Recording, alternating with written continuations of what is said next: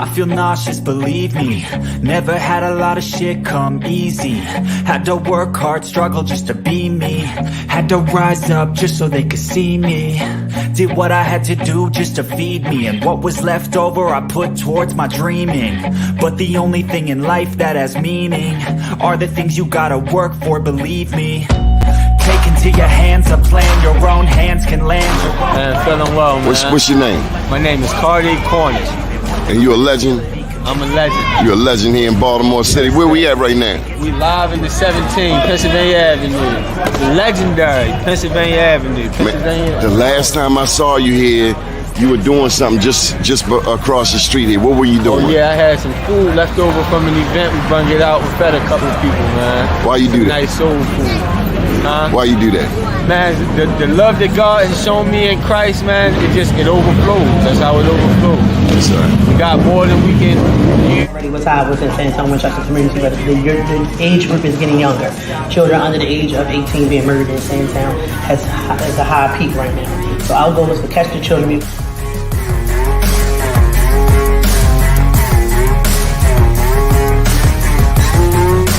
Damn. You going hard, man. You going hard on that man today. So what do you think, Mr. Mayor? You got manufacturing right here, helping our young people despite all of the challenges in the city of Baltimore, right here on North Avenue. No, it's really about the growth. Just knowing being there when they were down in Port Covington and seeing how far it's grown. Like you said earlier, like getting the sorbet, where we got the sorbet at the beginning, but now being able to, when I'm at Cannon Yards, get it, or anytime I'm down at Harbor Place to get it, and folks to not even know, but they gonna know now that like this is coming from young people in West Baltimore, right there in West Baltimore on North Avenue, where they think nothing great comes from, but they can see it with the young people. If you work for it, it's only worth it if you work for it. I won't stop till they Here on the right of Mississippi, down right there, French Forward Memphis. A beautiful town, just leaving Algiers, which is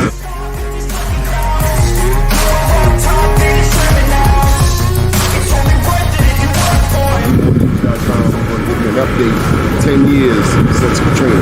The news before.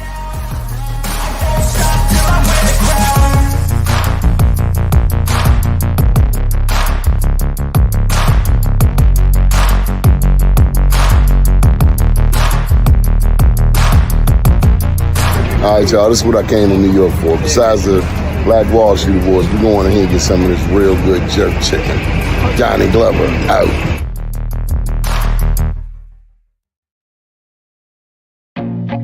I feel nauseous, believe me. Never had a lot of shit come easy. Had to work hard, struggle just to be me. Had to rise up just so they could see me. But we need to feed our loved ones. Docs needs to rescind this package policy program so that our loved ones are able to eat every day in that filthy facility. We have some stars in the building. I feel like no one takes it. First name's Doni, last name's Glover, entered the winning for the long haul, baby. Good morning. This is the 4th of July. We have a very special guest with us today, joining us via phone. His name is the one and only, the incomparable, the law professor, Larry Gibson. Born in Washington, D.C., March 22nd, 1942. Graduate, Baltimore City College, 1960, where he was the first African-American class president. He has had a life of firsts, a member of the track team and drama club. From 60 to 64, Professor Gibson attended Howard University, where he organized his first political campaign for a female classmate who was running for homecoming queen. Who knew? While at Howard, Gibson was student body president, chairperson of DC Students for Civil Rights, and pledged Kappa Alpha Psi fraternity. 1967, he earned his law degree from another incomparable institution, Columbia University, New York City. Professor, good morning. How are you? Good morning, Donnie. I am just fine. I am very, very good. Now, first of all, you're a 3-time History Makers person. What do you mean by that? Well, you're on the History Makers channel. They did 3 interviews with you. Oh, back in 2004, you probably have done so much stuff you can't remember it all. Yeah, I remember. Now that you mentioned it, I remember those. Yeah, I guess you just hang around enough. Every now and then, people find out that you're there. Gibson is when this biography was written, it says you were currently working on an oral history project about Maryland's African American lawyers. You were then writing the book on Thurgood Marshall's first 4 years of practicing law from 33 to 37. And it says you were counsel at Shapiro, Sher, Gwinnett, and Sandler, where you represented the World Umpires Association. Yeah, for 7 years, I was the lawyer for all of the Major League umpires. That was a fascinating job. Even when I go to a baseball game now, I don't look as much at what the players are doing as much as I pay attention to what the umpires are doing. And I did negotiated 2 collective bargaining agreements. I did that for about 7 years. But the problem with representing umpires is you can't travel. You got to be around the whole summer because something can happen in any baseball game that could raise an issue that needed my attention. And there came a campaign. I think it was the one in Madagascar. I know it was going to take me out of the country, and I ultimately may have been Liberia, Ellen's campaign. And so I finally had to give it up. But that was a fascinating undertaking, representing the Major League umpires. You worked with Ravalomanana. Right. Ravalomanana. I did 3 campaigns in Madagascar. It's the initial election around, and then 1 year later was the assembly, the legislature is elected separately from the president. And then his re-election about 5 years later. And that was fascinating because there was this language issue. Madagascar was previously a French colony, and so they have Malagasy, their language, their local language, and there's French. And so I sort of had to navigate around that. The fascinating thing is that when Ralph Lamanna first was running, he was running against an incumbent. We didn't want to design his materials in Madagascar at all. So we met up in Heidelberg, Germany. So here am I trying to design campaign material for an election to be run in Madagascar in French and Malagasy, dealing with Germans whose English was only so-so. But we got it done. He got elected. Now, for those who don't know, Madagascar is one of 3 islands, major islands around Africa. I know that Seychelles, Madagascar is one other one. Right, it's the largest one off the east coast of Africa, yes, that was a fascinating, experience. What does Madagascar look like? I remember seeing pictures. Island, It produces the most vanilla in the world. So that's what it's really, most people will know it for. I don't know what percentage, but a high percentage of the vanilla comes from Madagascar. And of course, it has plants and animals that appear only in Madagascar. Most famous, of course, is the lemur. So it's a large island, and the people are folks from Black Africans who tend to be mainly around the coastal parts, and then a large portion of the population originally came there from Malaysia. So you've got this Malaysian African sort of feel to the place, and so to organize a political campaign, you got to first spend time there. I spent a fair amount of time, and then got my man elected a few times. This week, now I want to shift gears a bit. This week, July 1st, the U.S. Supreme Court ruled on Monday that Donald Trump cannot be prosecuted for actions that were within his constitutional powers as president in a landmark decision recognizing for the first time any form of presidential immunity from prosecution. What did you think when you found that out? Well, two things. First of all, this is an absolute disgraceful opinion, but there's also another aspect to it. It also gives great power to the incumbent President Joe Biden. So, I mean, yes, if Donald Trump becomes president again, which I doubt that will happen, he would have a lot of new powers, but Joe Biden has those powers right now.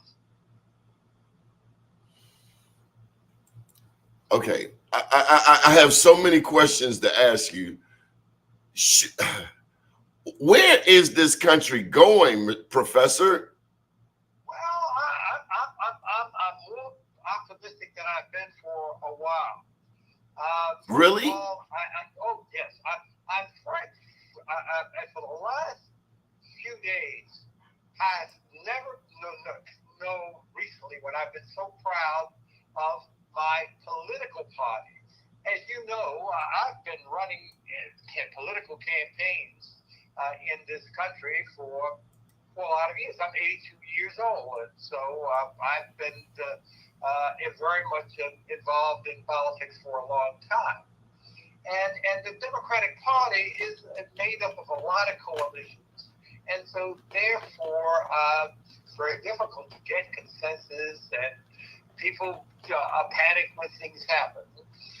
But look at what has happened since that debate. There was this bad performance. I have my own theory about it. I think he was reacting to some sort of medicine, because it was right at the beginning that he was most unstable, and as the 90-minute debate went on, he got stronger. So eventually, I'm sure we'll find out exactly what that was all about. But what I have watched is the Democratic Party move with a discipline that I have not seen for a long time. I mean, of course, the press all went crazy. You've got to say something now. You've got to do this. You've got to grant interviews. And the Biden people have controlled the narrative. First, he said, I'm going to meet with my family. We're going to, initially family, and then with staff, and then with Democratic leaders. And he has followed through with that in a systematic way that I didn't know that the party was capable of, and has made it clear that he's the candidate. He intends to be the candidate, and just think of what we would normally expect. You would expect that in about 4 or 5 days there would be all kind of inconsistent explanations and taking back statements, etc., or there would be large numbers of Democratic leaders saying this and saying that. It's the opposite. I think that his staff has been controlled. He's controlled their narrative. He's made it clear he's not going anywhere. And then after getting clear with his family, he has, in a very organized way, pulled in the various Democratic leaders. Yesterday were the governors. They came out, strong statement. Consider just the Congress. Not one senator has been off message, a Democratic senator. And I think only 2 Democratic Congress people, pretty low-ranking Democratic Congress people, but even they said, well, we maybe think he should not run, but even they made it clear that if he decided to, we're going to support him. I just have never seen this degree of discipline for a long time. I mean, I was sure we were capable of it. So no, I've been fascinated watching. I guess the word is wisdom.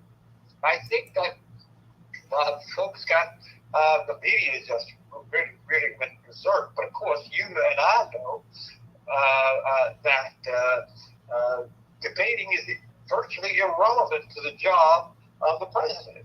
The president doesn't make people. What presidents do is make wise decisions after hearing various advisors give their views as to what should be done. The president makes decisions first about staff, about who to have around him and who to, as advice, he's going to rely upon. And then he hears them out. He takes his time. It's not a Jeopardy thing where the president is expected in a couple of seconds to have a question presented and answered. No, what we want in our presidents is wisdom. And that's what I've seen over the last week with President Biden, but not just him, with his staff, with the senators. At one point, it looked like, I guess he's now an independent, Manchin was going to go off the rails. They pulled him back. There's not been one U.S. senator who has said anything other than that which has been supporters. And the governors come out of their meeting with him and to a person. The Democratic Party and the leadership is in place. But most importantly, he and his staff have decided that they were going to do it on their timetable, not on the media's timetable, and it looks at, and they seem to be doing exactly that. So I'm proud.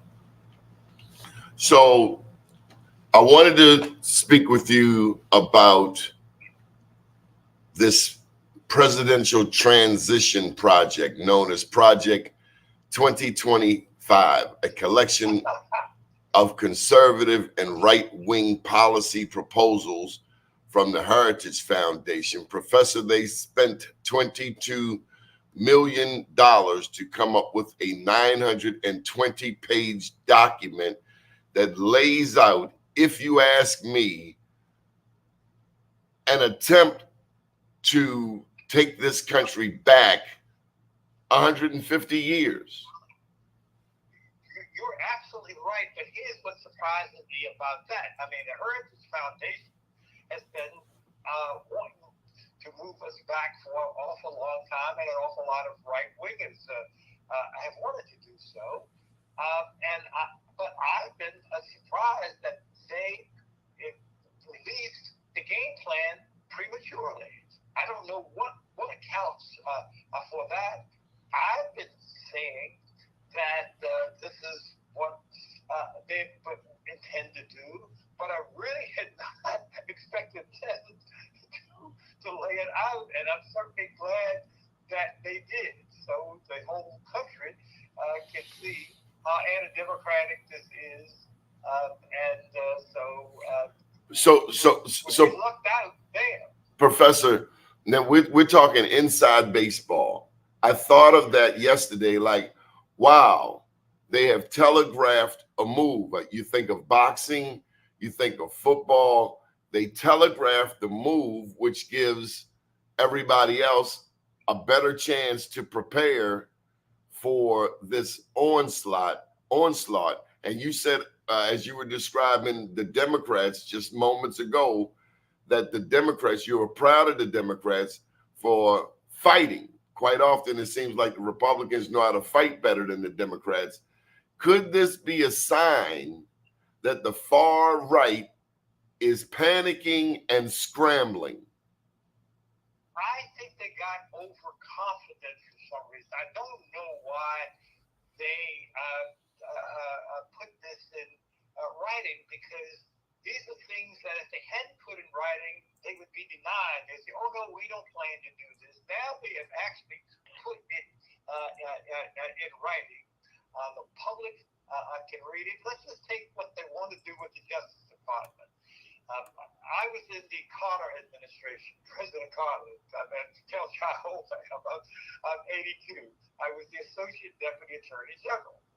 And one thing that was very clear is, and has been for decades, is this pretty much independence of the Justice Department on matters that relate to law and order. I mean, the president doesn't say what investigations are going to start, what persons are going to be prosecuted, and that's very important. The because of the law enforcement power of the government. They say straight up that they want to politicize the Justice Department. I thought they wanted to, but I'm surprised, and frankly, I'm glad that they actually put it in writing. And there will be folks that will understand the danger, the absolute hazard of that. So, yes, I'm very much familiar with the document. I've had it. It's a long thing. I haven't read everything about it, but I zeroed in on their thoughts regarding the Department of Justice, about which I know an awful lot. And again, that's why I'm kind of generally feeling good about things. The enemy has shown what they intend to do to this country.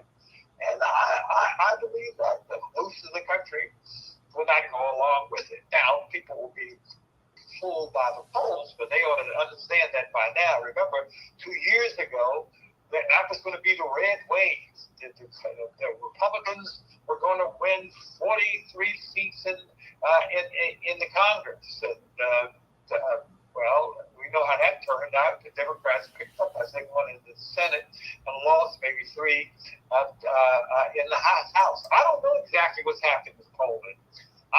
First of all, I think the brothers just have fun messing with the polls. So hardly anything that comes out of a poll now where they are measuring black men. I think that folks just do things and they say things to be provocative. Let's just take this recent election in Maryland for the nomination for the Senate. This man, Trump, spent $63 million in the state of Maryland. Set a record. Polls had him way ahead. Near the end, they had it about even. There was not a single poll that predicted accurately the result. Angela won by 12 points.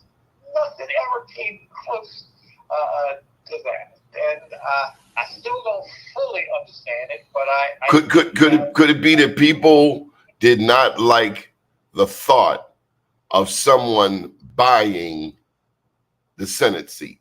I am not sure. I think there was a part of that, but no, I think that polling technology has not become updated with the world of reality, and their various processes do not produce accurate results. How could all of the polls have 2 years ago predicted this red wave where the Republicans nationally were going to have all of these gains in state houses and in legislature, and it comes to virtually a tie?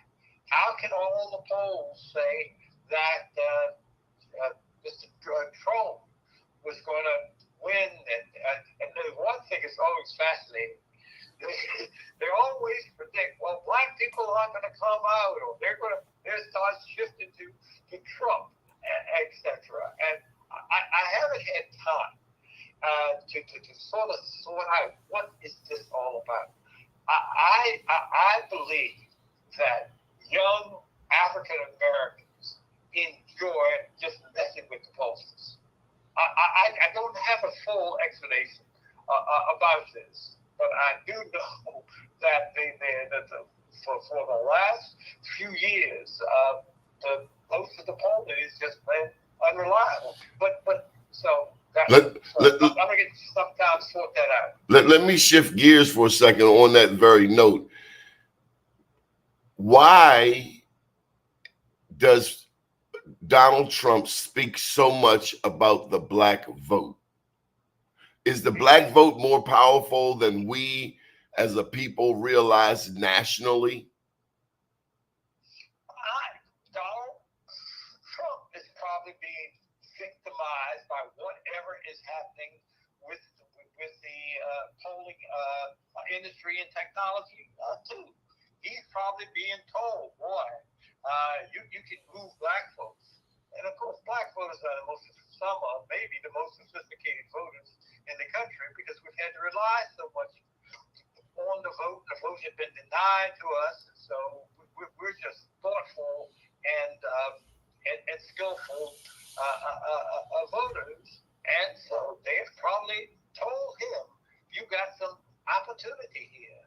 I'm sure they told he's not Trump. He's a Democrat. I'm sure they told Mr. Trump, "Boy, you can really move with black folks here. You remember all of his mailings and his stuff?" I think what ads to get about 87% or something, almost 90% of the vote of African Americans. So Trump has probably been told that these black folks, you mentioned certain and be close with some pop stars and some hip hop people, and you offer them some sneakers, etc. They're gonna be with you. And I can see brothers who say, "Yeah, okay, give me sneakers, man. Yeah, I'm gonna be with you." But no, I don't fully understand it all, and because this has sort of been unfolded, but I'm enjoying watching it. So am I reading Project 2025 correctly? They want to remove, and this is a plan, again, for those watching. Project 2025 is a plan by the Heritage Foundation, far right wing. Can we call this the onset of fascism in America? Does this mean that there's a group of Americans who no longer adhere to the democratic principles and want to turn to a new form of government, like fascism, like far right wing mentality?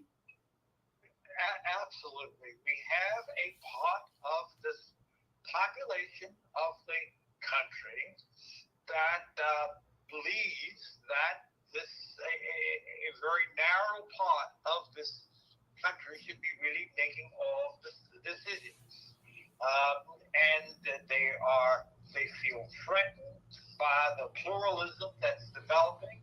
They look up and they look at what's happened with black folks and say, there's a black person who's the vice president of the United States. The chairman of the Joint Chiefs of Staff is an African American. The Secretary of Defense is an African American. When the White House speaks, a beautiful black woman steps up to that mic, and this frankly just scares them. And so more than anything else, this is just fear. And they know how, when they had the power, how unfair they were, and they frankly fear that when this other folks share power, what would happen. So I would have, and so this is not a new development. This has been happening for quite a while, and so democracy does no longer work for them, because democracy now says that everyone gets a chance to participate, and they see that as the world changes and as the population changes in the United States, that they will no longer be able to dominate in the way that they have in the past. So it's operating mainly out of fear. Professor, out of fear. So I wanted to pose to you this question, and please don't laugh, but in the back of my mind, I can hear Frederick Douglass's speech, "What to the slave is the 4th of July." And of course, we are not slaves. Our people many of our people experienced slavery, but slavery is not Black history. If anything, slavery interrupted Black history. But don't laugh at my elementary question. Aren't we African Americans as American as anyone else in the country? Absolutely. We built this country. We built this country. Of course we are. So of course we should celebrate all of our major holidays. Yes, this is the most powerful country in the world, and I've seen much of it. I've been to 75 countries at least. I've got to do the numbers. Last time I counted was 75. And much of what's exported to the rest of the world from this country was generated by black people. Our music dominates. I mean, not too long ago, I was in Italy, and black hip hop is all over Europe, all over Asia, but not just music, sports, science, artwork, fashions, and so I can see how some folks would feel threatened by that. Others embrace it. And now we have a substantial increase of Latinos, and they're adding their culture, their music, their food, their energy, and work ethic. That's the beauty of this country. It's waves of immigrants that have made this country great.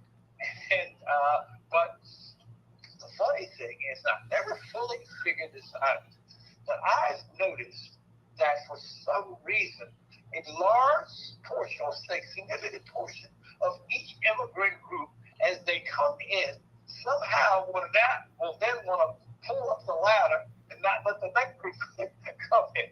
I've never understood that. I mean, we had the potato famine, and I think about 4 million Irish people came here, and then after getting settled here for a while, some of them became just arch racists. I guess anybody else. It happened again with the Poles. I mean, they had a terrible situation in Poland, and we had these waves of Polish people coming in here.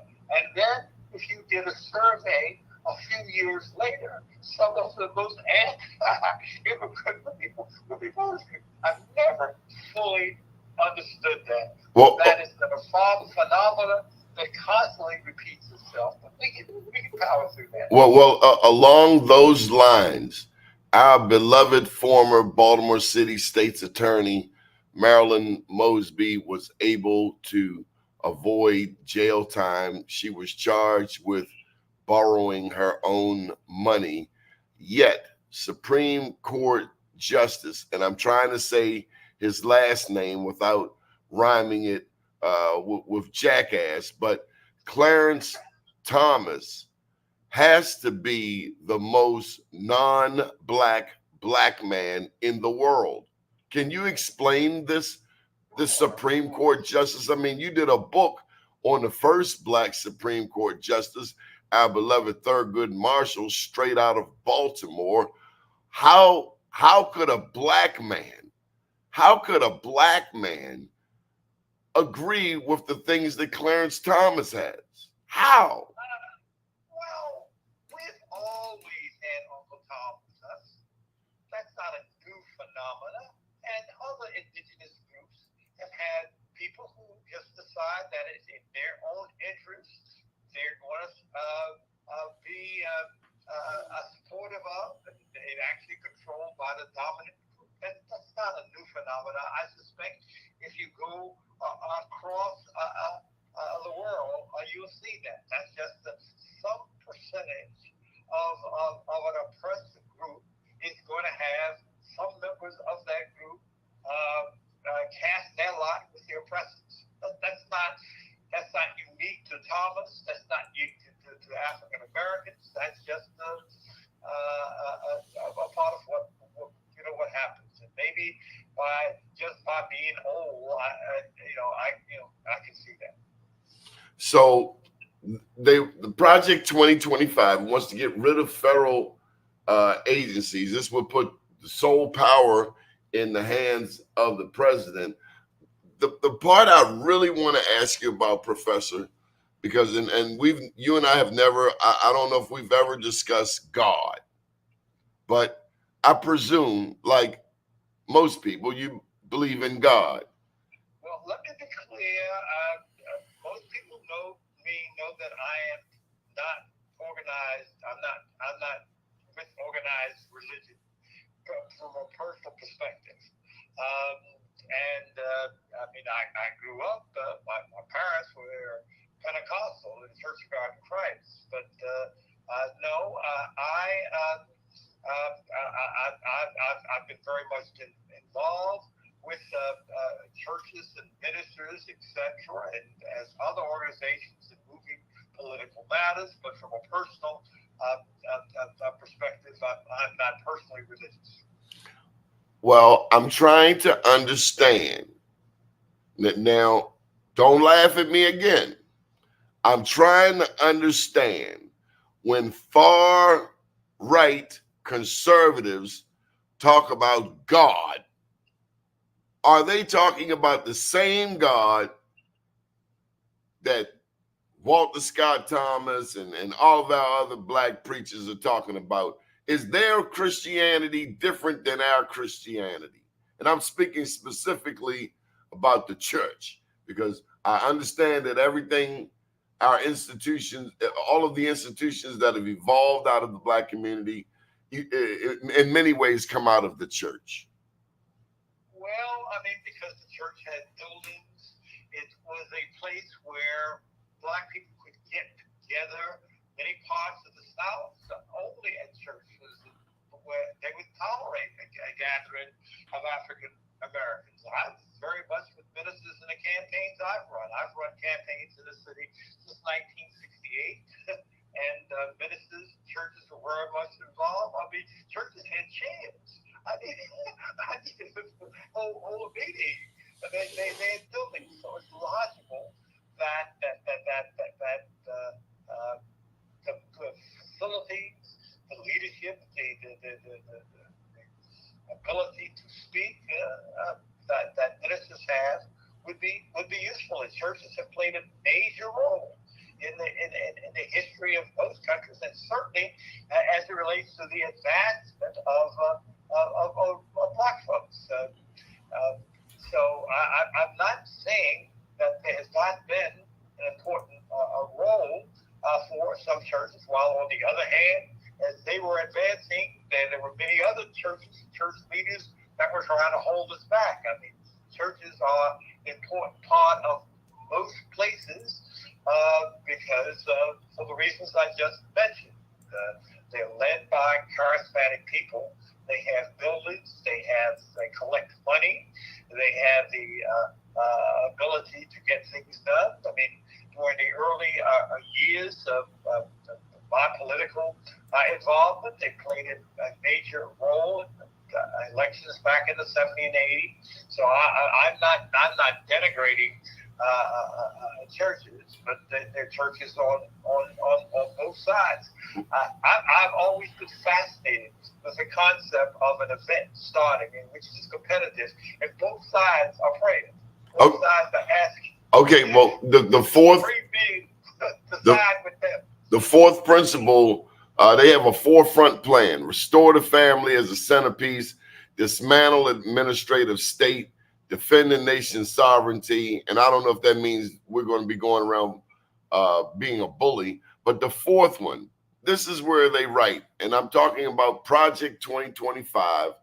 This is the conservative far-right plan for the next conservative president, i.e., God forbid, a Donald John Trump. But the fourth principle, it says, quote unquote, secure our God-given individual rights to live freely. How can people who side with slave owners speak about God-given individual rights? And I'm supposed to believe it. I mean, it's like the devil giving us poison and saying it's good. That's why I'm asking you, what God do they serve? That's the whole point that I was previously making, that I'm awfully human by competitors, each praying to God. Each has their own perception of God, and they expect God to side with them. I'm sure as battles occurred during the Civil War, the northern soldiers were praying, and the southern soldiers were praying. And I'm sure in other parts of the world where their religions are different,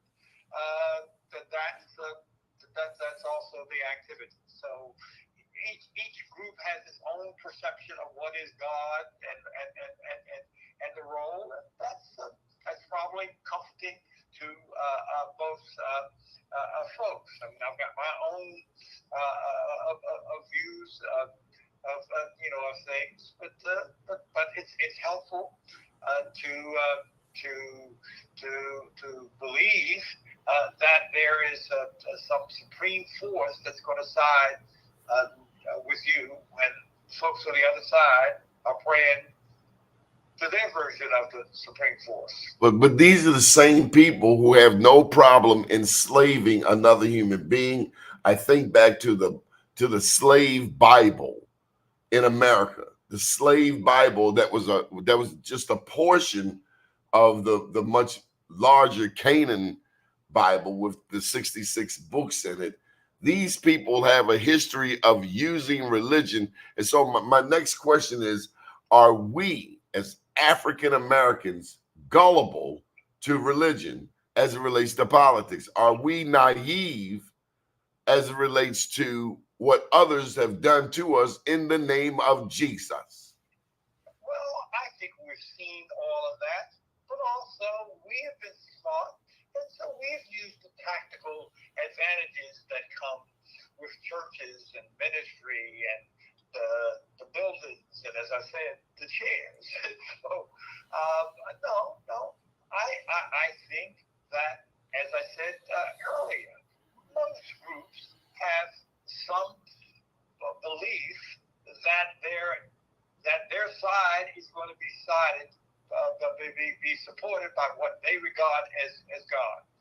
So before the battle, all of the different camps are praying to their version of a supreme being, hoping that supreme being will intervene on their behalf. And so that doesn't surprise me. I mean, the Europeans who went down to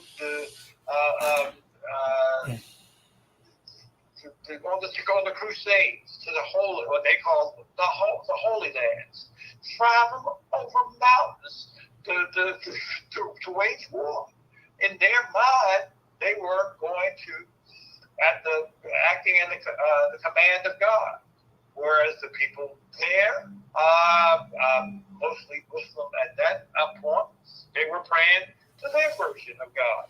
That has happened throughout the history of mankind. Men trying to invoke this higher force on their behalf. So that doesn't surprise me. I'm going to ask you. I'm going to ask you a pointed question. Where do white women stand in this equation? And I bring that up because Roe v. Wade has been strict. They've struck it down, and this allows the state to tell a woman what she can and cannot do with her own body. Why are white women siding with this foolishness? This is what you've touched on, is why the Democrats will win this election. That decision by the Supreme Court is what I call the gift that keeps on giving. That I think it accounts in large measure for how well the Democrats did in the midterm elections. And I think, and since then, there's been one after another special election. And whenever abortion or women's health care was on the ballot, that side has won. In states where the overwhelmingly Republican, and it's been on ballot questions, it's been on elections, special elections, and it's one of the reasons that I'm so optimistic about what will happen later in this year. I think women across the board, and sometimes not even being that verbal about it, understand what's at stake here. So I think that we're going to see in the fall a vote like we've been seeing in lots of special elections for the last 2 years. That, as I said, that's the gift that keeps on giving. So, Professor, you're not concerned that armed militia groups that conservative think tanks have catalyzed many white people to get guns and get prepared for civil war in these United States? Well, after the Supreme Court decision, with the powers that they just gave to Joe Biden as the president of the United States, I think these militia groups will give a second thought now. I mean, remember now, the president at any point can mobilize every state, not every state militia, every state National Guard, not just the U.S. troops, but he can just by a stroke of a pen turn the Mississippi National Guard into his army. So that people keep talking about what power the Supreme Court just gave to the next president. No, the Supreme Court gave an awful lot of power to the president. So I don't think that that these guys don't. I think they understand it. And what I like about Joe Biden, he has this wisdom and experience. And it's funny how the people continue to underestimate him. I remember after when he was running for president, after the New Hampshire, the Iowa and the New Hampshire primaries. Oh man, this guy's out. He came in fourth. In New Hampshire, but he has made a career out of being underestimated. Joe Biden has made a career of being this sleepy shoes Joe from Scranton. And he just has taken not only the presidency, and then he takes this very narrow margins in Congress and passes major legislation, dealing with a whole range of things, infrastructure and the jobs that he's created. So I see Joe Biden continue to run this rope-a-dope. Sleepy Joe, who just, I'm not sure I can get much done here. And I enjoy watching. And again, that debate was not great. I assume at some point we'll get an explanation. As I said at the beginning, when I first saw it, I said, this man is taking some sort of medicine or something that he's reacting to. The reason that I concluded that, because it's whatever it was seemed to wear off as the debate went on. I mean, he started from the very first sentence. When he walked out there, I said, something's not right here. And over the course of the time, he seemed to get better. And now I've watched him in the last week. Oh, everybody with the hair on fire, and he's got to say something, he's got to do something. He's got to do anything. I will first meet with my family. Then I'm going to send the major surrogates out here, Nancy and Clyburn, etc. Then I'm going to meet with my staff. Then get them all on the same message. Instead of no leaks. That's the norm. And I'm going to meet with the Congress people. Yesterday he met with the senators, and he's taking his own time to manage this matter. And basically, it's wisdom. Debating is totally irrelevant to what the president does. I've known personally for, I guess actually 5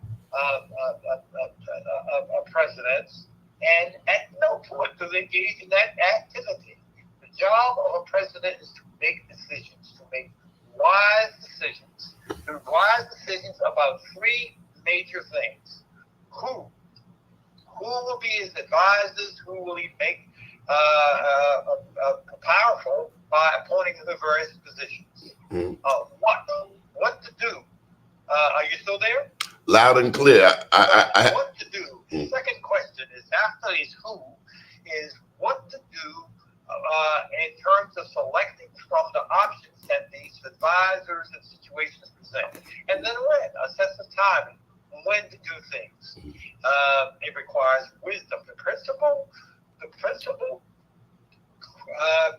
need of a president is wisdom. and that's why his age is an asset.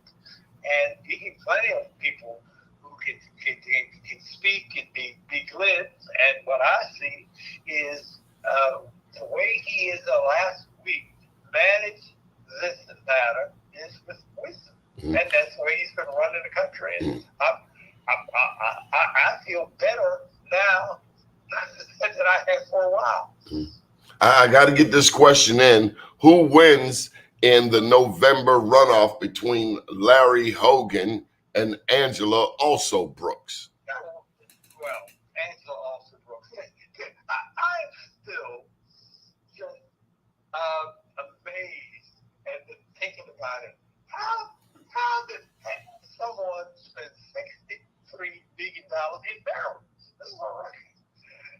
And lose to spend $6 One, he hired out-of-state consultants, and I've often spoke about people who come to Maryland and they hire consultants from elsewhere. I don't understand it. They took that man's money. I mean, it's children. Or he gave it away. You spent this big part of our inheritance. I know we're rich, but $63 billion is a lot. And then it wasn't even close. I wrote the day before. In fact, I wrote a note to the governor the night before. I said, it's going to win. It's going to be comfortable. But I thought it would be 8%. Of course, the polls always had it close or behind or just ahead by 2. But it was clear to me that but this year we got 12%. So I was off also. But this time, of course, we have to take nothing for granted and go through all of those activities of motion. But Marylanders are sophisticated voters. Black Maryland voters are some of the most sophisticated voters I've seen, and I've been involved in elections all over the world. So, no, Angela will do.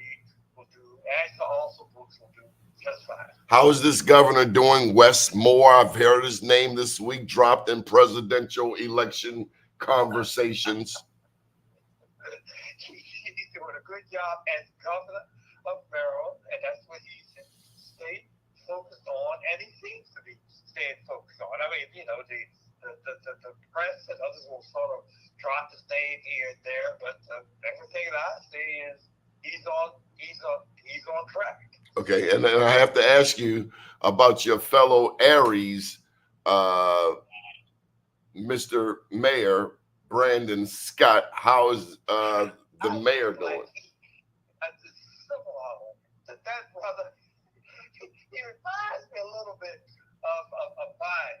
And he just kind of gets the job done. He gets the job done from one activity after another. Not a whole lot of fanfare. Comes in there looking. He looks younger than he is.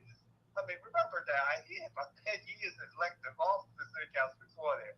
But he comes in looking like the youngster as one major project is announced in Baltimore. I mean, yes. Is governor the next step for him?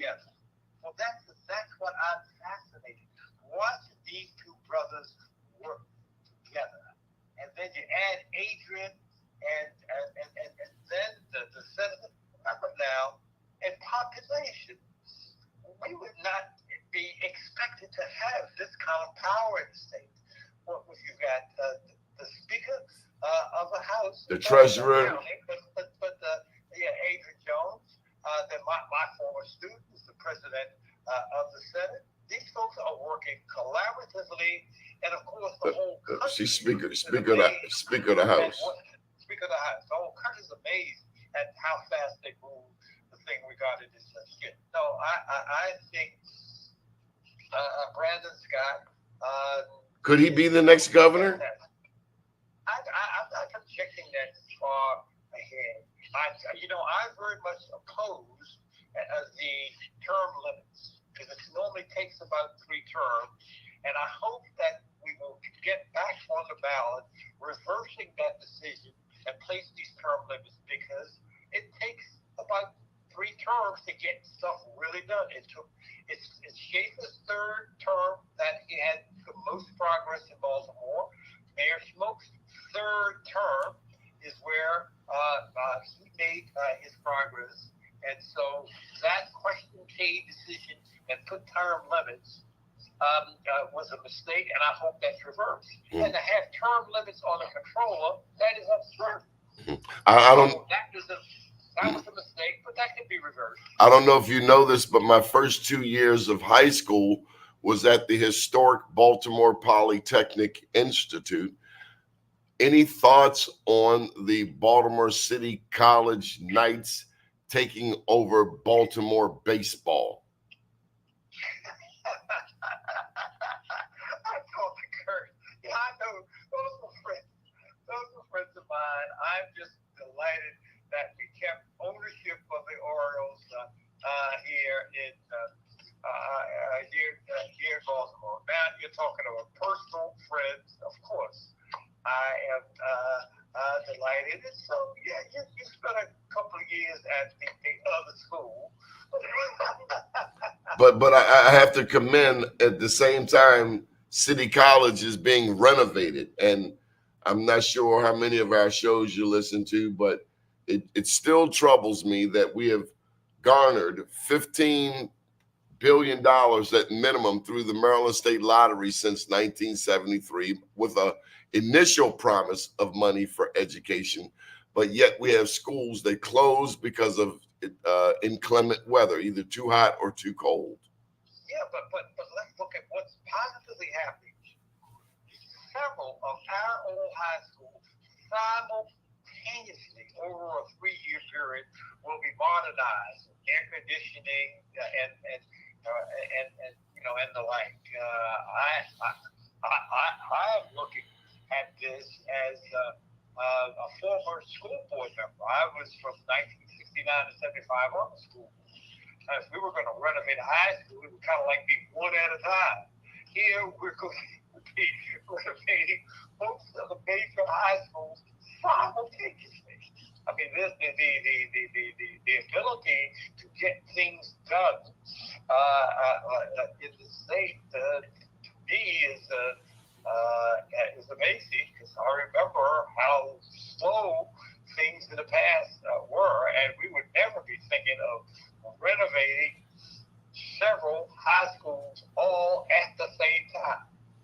Professor, any final thoughts? Thank you for taking time out. I know you have other appointments. I appreciate you. I look up to you. I thank you for taking the time to speak with a young lad like myself. Thank you for what you do. Thank you for what you do, for your bringing the issues, for your educating our folks, and you've got a kind of credibility that you've built over the years that's unique. Thank you for inviting me. Okay. Any final thoughts on this day, the 4th of July, 2024? Yes, this is an important holiday. Our people have played such a major role in this country's history, and we're going to continue to do so. And as I said at the beginning of this hour, that I'm just surprised and delighted at the discipline of my normally chaotic party in dealing with this matter following the debate. The control over the staff, the messaging, the governors, the senators. Can you believe that out of all of that Congress, there have been only 2 Democratic low-ranking, but let's say 2 Democratic Congress people who got off message, but even there said, well, if he doesn't get out and he stays in, I'm going to support him. Well, it's pretty clear he's staying in. So the whole party has united in a way that normally, Democrats don't. We're a chaotic party. So, no, I'm feeling very good this morning. Good deal. Very clear what the president has said. I'm in. now everybody has to ask themselves, well, I'm going to just stand around the side complaining, or I'm going to jump right in. And I think folks understand the stakes and that they will be there. How do you stay so positive? Well, sometimes I'm not, but sometimes I am. Part of it is just not being old and haven't seen and been participating in so much. I mean, I remember the rough periods. I mean, of course, I'll never forget the assassinations. I was in New York when Malcolm was killed. That was a low point for me. And I remember I was in Washington when Martin Luther King was killed. And so I remember the low points. But I look out now. I see a press conference, and it's beautiful for the President of the United States. That this beautiful black woman, articulate as she can be, steps up there and just handles those Republicans. Those reporters. I just see so much. Imagine you go to the United Nations. Who is speaking for the United States? Another beautiful African American woman. And so You mean Susan Rice? But the one that gets me is the defense. Who would envision that simultaneously black men would be the Secretary of Defense and the chair of the Joint Chiefs of Staff? Lloyd Austin. and then I forget the name of the general, who's the chair of the Joint Chiefs of Staff. No. I think the one that takes that is Omni, Office of Management and Budget. That's the most powerful position other than the presidency in the White House. The sister who controls all the money. So I've got, why am I positive? I'm just seeing things that I am just delighted that I lived long enough to see. Are there any states we should be watching? I mean, as you're talking, Stacey Abrams comes to mind, the Raphael Warnocks of Georgia, I think of South Carolina. Any states in particular catch your attention? No,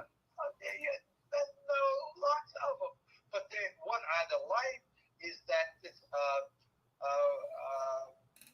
abortion and the other things relating to women's health is going to place states in play and give the Democrats an advantage that they wouldn't otherwise have. That's why I call that Supreme Court decision the gift that keeps on giving.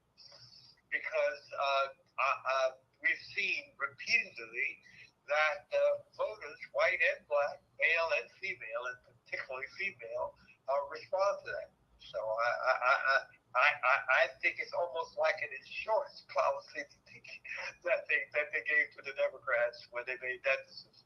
Professor Gibson, we saw it in the midterm election. Thank you for taking time out today. I appreciate you, and we want you to have a powerful day. Call on me anytime. I'm going to go to my family. Thank you very much. And, I'm finished talking. I'm going to be spending most of my day with little babies. Take plenty pictures. Okay, you know I will. Yes, sir. Thanks, Doni. Thank you for your time. Yes, sir. Bye. Bye-bye. So, folks, that's been the one and only Professor Larry Gibson, and we have been blessed. I hope we covered some information that is of interest to you, and happy 4th of July. Good morning, world.